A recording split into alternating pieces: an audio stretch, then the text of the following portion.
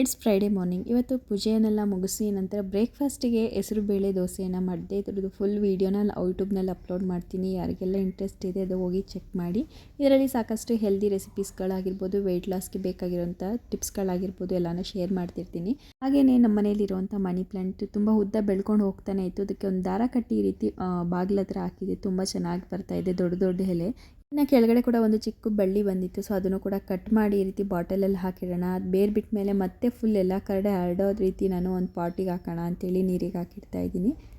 ಎಲೆ ಎಲ್ಲಿರುತ್ತೋ ಆ ಭಾಗದ ಮಧ್ಯ ಭಾಗದಲ್ಲಿ ಕಟ್ ಮಾಡಿ ನಾವು ನೀರಿಗೆ ಹಾಕಿ ಬೇರನ್ನ ಬರೆಸಿ ಆ ನಂತರ ಅದನ್ನು ಪಾಟಿಗೆ ಹಾಕಿದ್ರೆ ಫುಲ್ ಒಂದು ಪಾಟ್ ಪೂರ್ತಿ ಹರಡ್ಕೊಂಡ್ಬಿಟ್ಟಿರುತ್ತೆ. ತುಂಬ ಚೆನ್ನಾಗಿ ಬರುತ್ತೆ.